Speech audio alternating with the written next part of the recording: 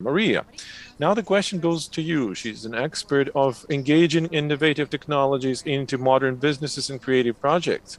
She's the founder of Chernobyl mobile app, and she's an expert of innovative technologies in the number of different projects. I wanted to ask you, Mariia, what are the contemporary technologies that seem to be the most progressive for you? And what do people use in the cultural and social projects? And how we can expand our viewership's best experience?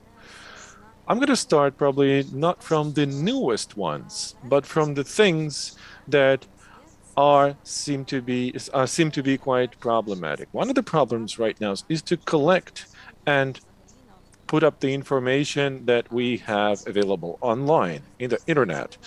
Today, I think it seems to me that it's important not only to use the innovative technology, but we need to simplify the customer journey, not just to view things, but rethink something, or even to interact with the information available. For instance, with the help of the Chernobyl application, our primary goal behind and objectives to the project was to create a convenient and an easy-to-use way to talk to the audience with the help of a mobile app or with the help of a smartphone or a tablet that each and every Ukrainian probably has. It wasn't our task to show off that, okay, we have great technologies, they're brand new, but we didn't want to make things complicated and confuse people. But since we want to try to analyze what kind of technologies are normally used in culture projects today, I'm going to tell you that, first of all, this is the augmented and virtual realities. Those are interesting things because people are not yet quite aware in the broadest sense possible about how it works. But this is just for now. Later, people will be much more aware. This is always about great experience. So the new projects that will be engaging for the audience and will be adding even more emotions to them, they use augmented reality. Besides, I should say that the best technology to use would be either web or mobile. This is what's the most accessible to the audience. In trying to focus how you're going to try to focus how you deliver the information and not that much on what kind of features you're using. I was also engaged in the development of Chernobyl application.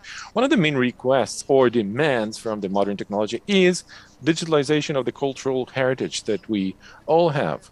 And last year, when the wildfires happened in Chernobyl, we have lost some of the cultural sites. So the issue of maintaining and preserving those culture sites is very important, especially today, at least in the digital world.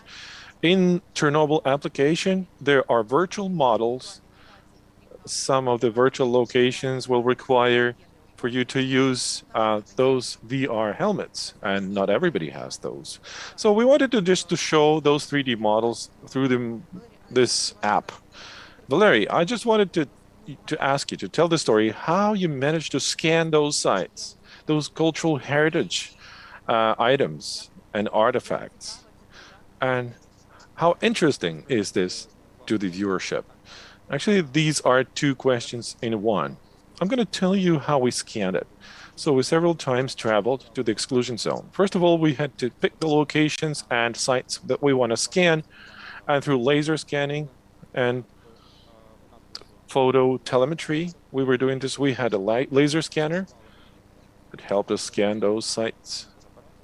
And with drones and cameras, we were shooting a lot from different angles. And then after, through the software, we merged that all into the 3D model.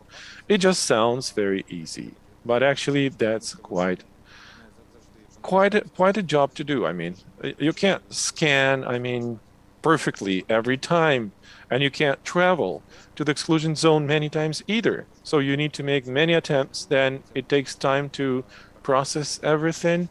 And because the software is doing this automatically, then those polygon net in the 3D model sometimes seems to be not perfect enough, and then you need to do something manually about this. So rendering takes time and effort.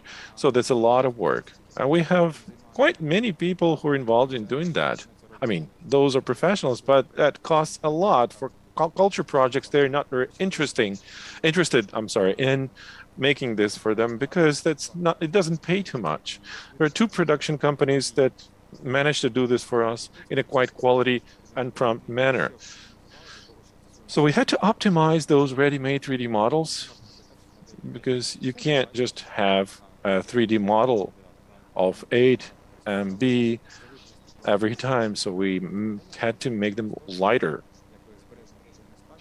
So we wanted to create those 3D models to preserve those architecture sites. When I first came to Chernobyl, I mean, those objects, they look quite different since the last time we'd been there. So we need to take a moment and actually scan them and save them. The Chernobyl topic is multifaceted, and a lot of things of interest can be done about this because it's all being destroyed and we need to somehow actually preserve them. Like castles, okay, they're not getting destroyed as fast as those facilities in Chernobyl, but they still do, so we need to preserve those as well.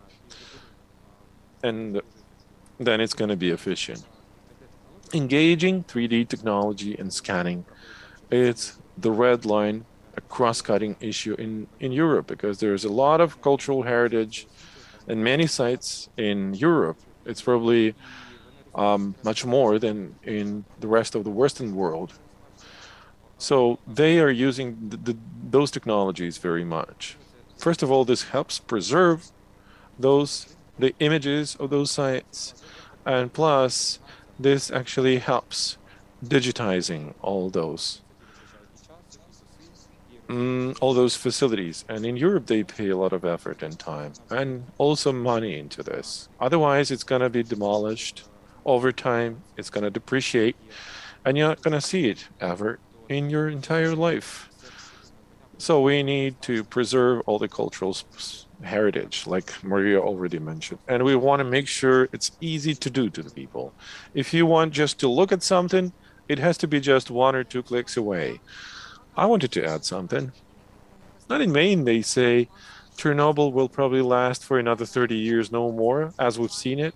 So one of our objectives was to digitalize those memorial sites that are there still in Chernobyl. So this digital trend for cultural and historic heritage, this is a great tendency and trend in the culture and art of the entire world.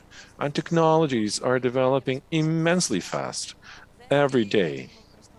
Some of the technologies that we used 2 years ago in order to start digitalizing some of those sites have already improved by now.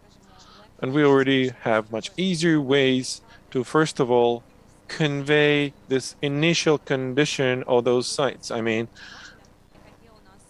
we already have those 3D sites in our application with its texture, with its appearance. This is a reproduction how it actually looks like in the exclusion zone.